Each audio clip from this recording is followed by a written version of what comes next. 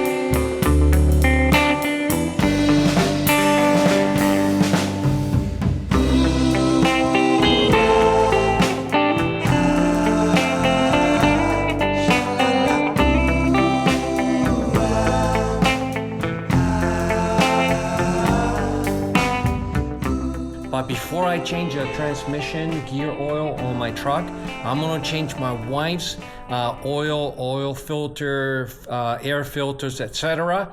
on her newer 2017 Honda CR-V. I'm gonna do that very quick, in less than a minute, and then I'm gonna get to work on my truck. Why? Because it's more important to me that my wife's car is in tip-top shape. In my case, I don't care very much if my car or truck leaves me stranded. I know how to fix it right there on the spot, or at least get a tow truck. Yes, I could take it to a dealer down in Glenville, the Honda dealer, and they can do it really quick for me. Or I can take it to my mechanic, Joe, down the road. He's a great mechanic, but these things I've been doing for a very long time, and I kind of enjoy doing it anyway, so yeah, I'm gonna do it again today. All right, so what do I have here? I have synthetic oil, 0W20. I have an oil filter. I have a cabin air filter and an engine air filter. So I'm gonna change all that today and make her very happy as well. All right, so the old oil filter is out, in goes the new. Did you know that oil filters were invented in 1923? And this is a Fram filter. And these were not invented, or the company wasn't created until 1932. And all the oil filters, they pretty much became standard around the 50s and 60s. Now for my Chevy 235 inline 6, that 235 always had an oil filter as an option, but it wasn't until 1962 when it became standard for the 235 only. Now Chevy did have some standard oil filters, like on the Chevy 1960 Corvair and the 1961 Chevy 2, but again, they did not become standard until the 60s. And the spin-on type, like you see here, did not become standard until 1968. So yeah, interesting, huh?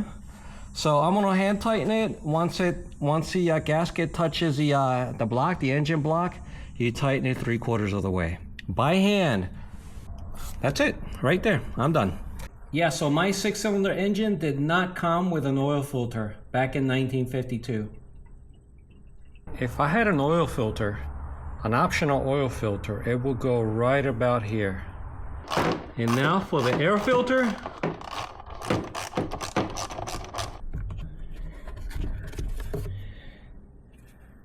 The old one doesn't look all that bad. We're gonna change it anyway. In with the new.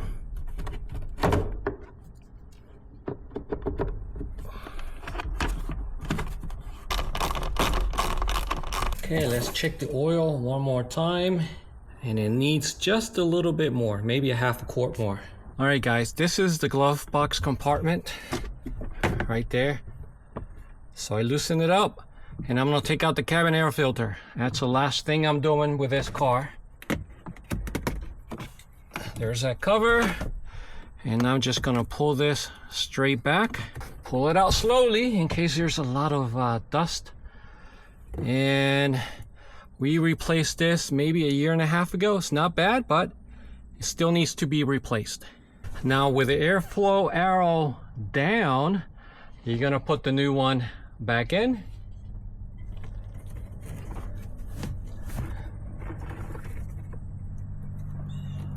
And that's it.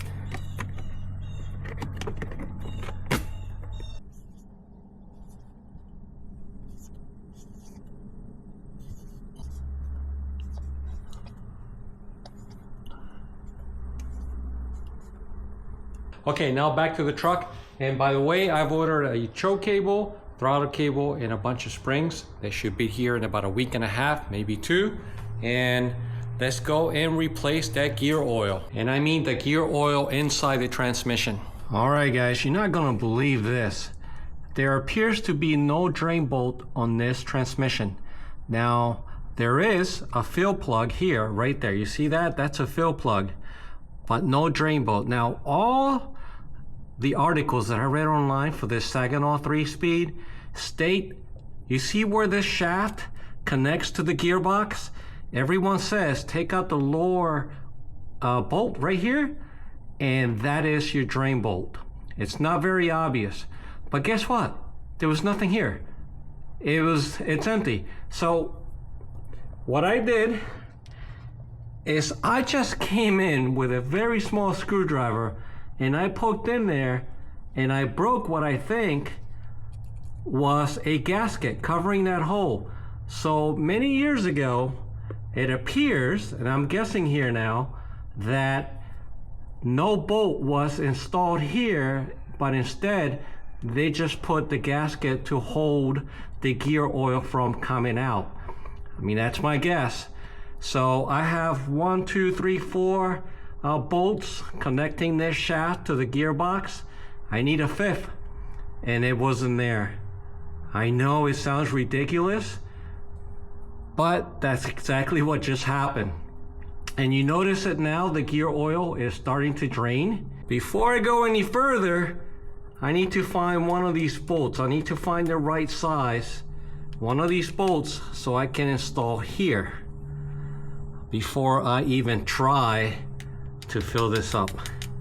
Wow, it's not an obvious drain plug, but at least I found where or how to drain this transmission. It doesn't appear like it has a whole lot either inside. All right, so I'm gonna let it drain, and what I'm gonna do is maybe take one of these bolts out later so I can take it to a store and get a similar bolt that I can install here before I fill this up. Okay, another surprise. And guys, my thinking is, well, maybe the bolt fell off, but how could that possibly be? Maybe it was loose, it might have fallen off over time. But when I poked it with a screwdriver, it felt like I broke a gasket. So yeah, that leads me to believe that there was no bolt ever installed here. They just had a gasket in there holding the fluid back. I don't know, what do you think, guys?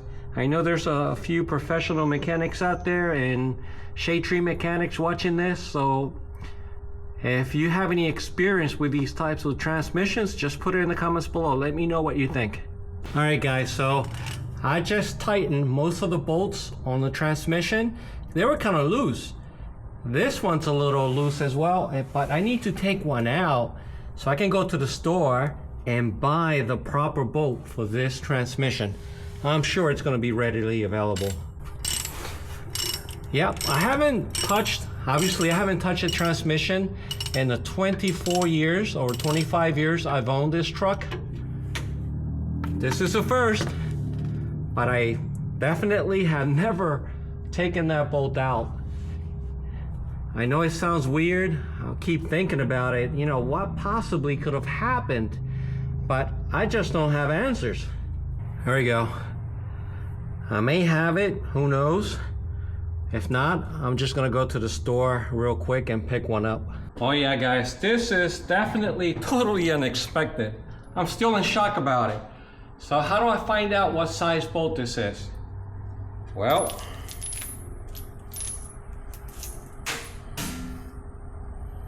I have this. What I'm gonna do is I'm gonna take this bolt and try to fit it into one of these until I find the right size. It's all over the place. All right. It's either coarse or fine. This is definitely coarse. That's not it. I think it's this one. There it is. Yeah, this is a nice handy tool to figure out what kind of bolt sizes you have. Yep, let's do that again. Yeah, it fits into this one. So what is this number?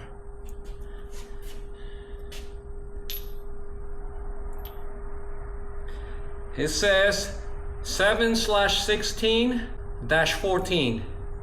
So again, 7/16-14. I'll put it up on the screen. That's the same size bolt that I need, at least for the threads. I just need to take this with me and get one this long. So here I have SAE standard, and these are metric. Ay caramba. You know, right about now, I can't believe what's happening, so let's go get a cerveza. Right now, I am stumped. I don't know if I want Irish, Mexican, German, Japanese, more Mexican.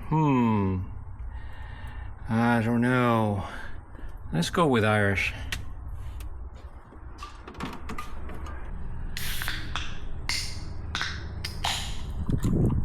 Yep, there's always something going on. Oh, salud. I'm kind of like in a holding pattern right now because I'm waiting for my daughter to come in about an hour, because I'm also changing her oil filter, engine filter, and cabin filter as well, just like I did with my wife a few minutes ago. Yeah, but who would have thunk it? I don't think the bolt fell off. There was a gasket behind it, and I broke through it when I poked with a screwdriver. Has that ever happened to anyone out there? You know, I know the transmission requires 5 bolts, but there were only 4. And on that particular one, the lowest bolt happens to be the drain bolt, but there was nothing there. It was just a gasket on the other side. And I poked right through it, I made a hole, and now it's draining. But I don't have the bolt. Oh my gosh. Am I gonna get done with this truck sometime this year? I don't know. I discover little things here and there, but you know what? I'm not really complaining. This will make me a better shade tree mechanic for the truck, if you will. I am learning as I go. If nothing went wrong, then I learned nothing. But now that I'm going through every little thing on the truck, I am learning as I go, and I'm becoming better and better at it. Yes, most of these things, pretty much it's the first time I do it, but if I run into the same issue or problem in the future, at least now I know how to fix it, right? I'll be an expert in this truck by the time I'm done, hopefully this year. But c'est la vie. All right, guys, so I found a box of bolts from the old days, and they're not quite the same size. These are slightly smaller. These are 3/8 by 1 1/4. I know that these are the same length. So what I have here is a 7/16 by 1 1/4. Easy. All right, so this is my daughter's car. Here we go again. Subaru Outback. So we have oil filter, engine air filter, and cabin air filter. The exact same thing I did for my wife's car, but now for her car. And obviously I checked the coolant, windshield washer fluid, brake fluid, and anything else that may be odd. You never know. All right, so I'm gonna start. I'm not gonna bore you with that. I already showed you how I did my wife's. We'll see you in a minute. All right, it's 2 days later, and I think I found what I needed. So I went to a couple of places, and did you know that Home Depot does not carry 7/16 bolts? Not one. They just don't. They carry every other size except this particular size for whatever reason. And then I went to an auto parts store, but that auto parts store only had one, the 7/16 by 1.5 inch long. But they didn't have the other two, so I went down to O'Reilly's, and O'Reilly's had them all three. They had the 7/16 split washers, the 7/16 14 by 1, and the 7/16 14 by 1.5, but they didn't have the 1.25 inch, which is exactly what I have on my hand. So I'm hoping that either the 1 or the 1.5 will fit, but I'm gonna try the 1 inch first, and I think I'll be okay. So let's go change that. All right, so let me pull out the pan and see how much gear oil we have collected. We've collected a little bit, not much. It's definitely missing gear oil, but it doesn't look all that bad though. All right, I'm gonna clean this out. Now,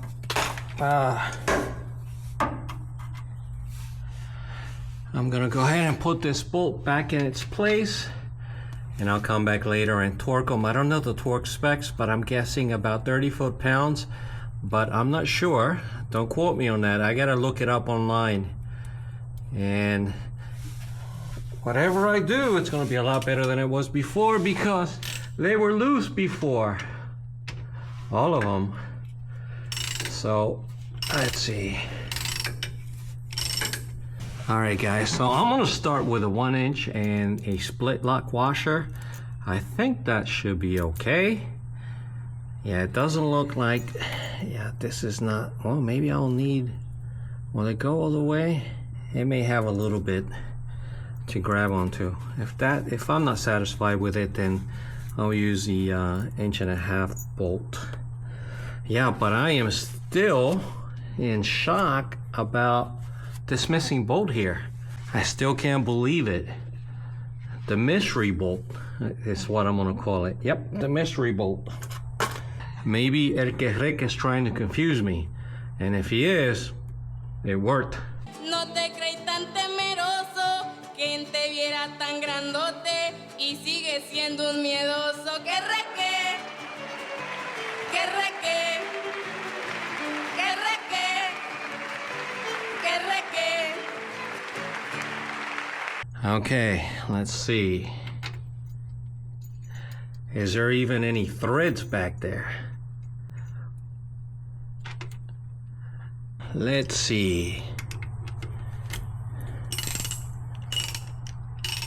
Well, yeah, this inch long bolt is not gonna work. I'm gonna need the longer one. Oh, wait a minute, did it grab? Ay caramba, I'm having an ay caramba moment here. Oh, wait a minute, it did grab. At least it feels like it. Yep, there it goes. And this is the reason I'm using the inch versus the 1.5 inch. It's because the original bolts are at 1.25 inches. What if I were to use the longer 1.5 inches? What if it hits something, you know, and I don't know what's inside? I could very well use 1.5 inches or even 1.75 inches or 2 inch long. I just don't know what's inside. So I opted for using the shorter one of the two, the inch versus the 1.5 inches. And it grabbed something, so I think we're golden. Now what I'm gonna do is I'm gonna go ahead and fill it up with gear oil. Let me see, let me tighten the others up a little bit. Yeah, the others are okay. All right, guys, you know, after thinking about it for a few minutes, I decided to go ahead and take out the 1 inch bolt and instead try the 1.5 inch bolt, which is what this is. So I changed my mind, and obviously I can after thinking about it, and I installed the long one, and it didn't hit anything. It just went all the way through. So yeah, it's only, you know, it's only 1/4 inch longer than the original one. So yeah, it worked, and it grabbed onto a lot of the thread that's inside the case here. So we're golden. All right, let's go fill it up now. Okay, and this is the fill plug, and I'm gonna use a crescent wrench to take it out. There we go. Will it come off? It should. Oh, yeah, it was too easy. Yeah, it came off easy. Well, it's loosened up. There we go. You know, with these things, sometimes you just don't know. And so far, I got lucky with this one.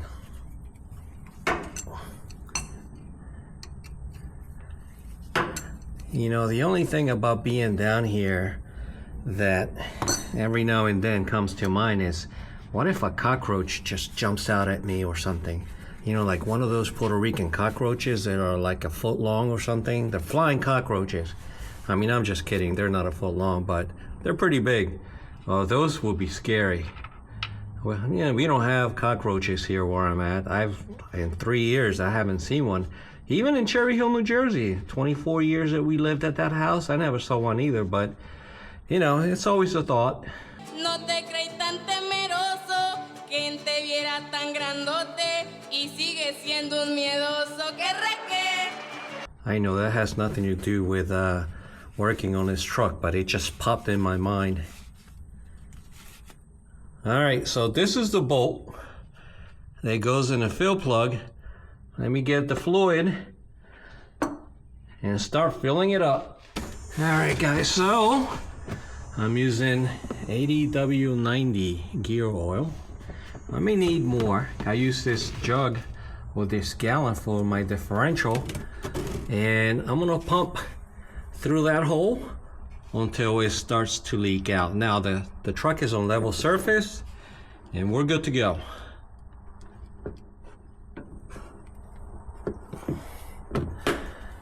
All right, here we go. It's gonna take a while. It may be boring for you, so I may either speed it up or just cut it off right here and show you when it starts to leak here. All new oil.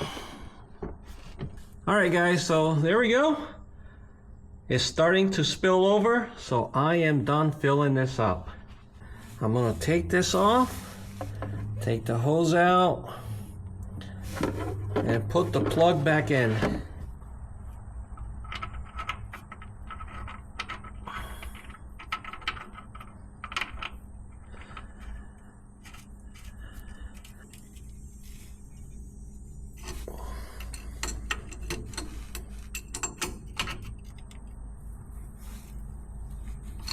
There we go. I'm gonna clean it one last time around here. And that is good for now. But what I wanna do is I wanna get the torque specs for these bolts, because I won't be able to sleep tonight if I don't do it today. All right, guys, I found the specs to torque all the bolts. Let me show you. I found this site, Tri5, that dedicates its page to 1950s and 55, 56, and 57 Chevys. And a lot of people are using this type of transmission, Saginaw, Muncie's, newer transmissions for their cars. And someone had a 3-speed like mine, and they're asking, well, what are the torque specs for these bolts? Because they don't know. And a couple of other guys came up with a manual, a transmission overhaul manual for a Camaro Chevy 2 from the 70s. And look, I have all the torque specs here. So the extension to case bolts, they are torqued to 45 foot-pounds, and the filler plug is torqued to 15 foot-pounds. And I have a whole bunch of other torque specs in here as well. So I'm gonna use this to torque these bolts here.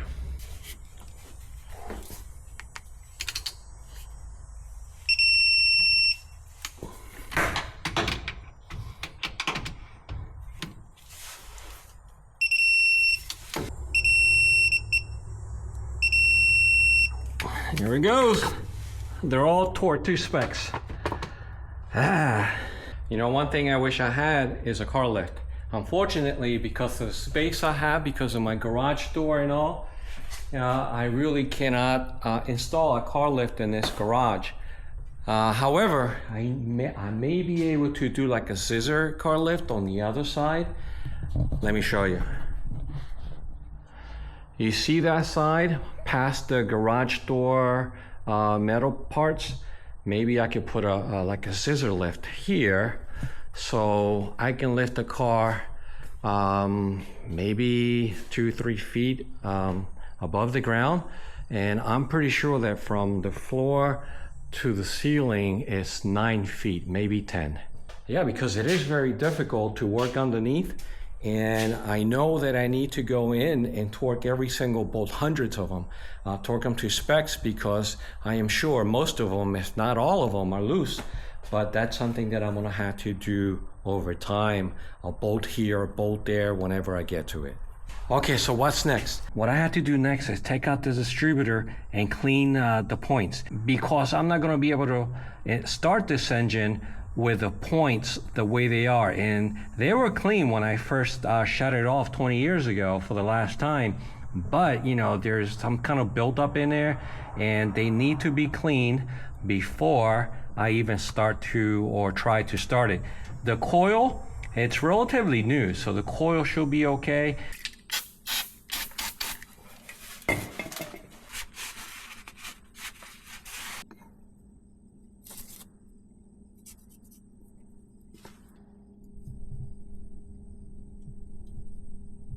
I was talking on the phone to Papo from Papo's Garage, and he suggested that I do a compression test, which I was going to do it anyway. And he also suggested that I take out this line here that goes to the carburetor, and as I'm trying to start it, just to make sure that there's fuel coming out that line, and then reconnect. And he also suggested something about the starter.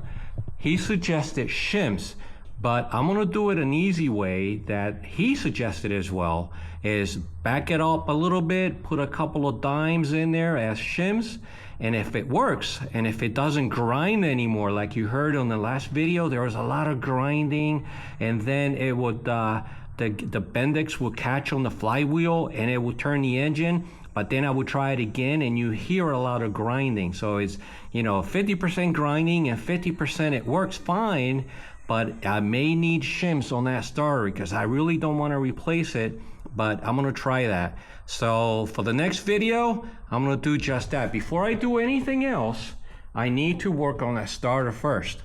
And obviously my 4 washers, I need to find a better way. And that I am on the fence about. Right now it works, but I need to change something there. And this is my compression tester. This is a Sunpro, and that's the model number. Sunpro used to be big in the 80s and 90s. I don't even know if they make tools anymore. They probably do. But I picked this up back in the mid to late 90s, and it still works. However, I did buy a new one a few months ago, Midivac or Mightyvac, I don't know exactly how they pronounce it, but this is brand new. I haven't used this one yet, but yeah, I'm gonna use this to do a compression test on the car or the truck, and that'll be coming up on the next video. And I was gonna post this video Saturday, however, it's getting a little bit long, so I'm gonna cut it a little bit short, and I'm gonna upload it Wednesday. Yeah, so that'll be Wednesday, August 7th. That way I can have another video for next Saturday. The choke cable, the throttle cable, and the springs will be here Tuesday. So by the time you see this video, I probably would have installed those cables and springs as well. But don't forget to come back next Saturday or this coming Saturday for the next installment. I believe this is part 8 or 9. So I lost track. This is probably 9. And the next video Saturday will be part 10. So you all have a good morning, afternoon, or night, wherever you are. We'll see you mañana. Bye.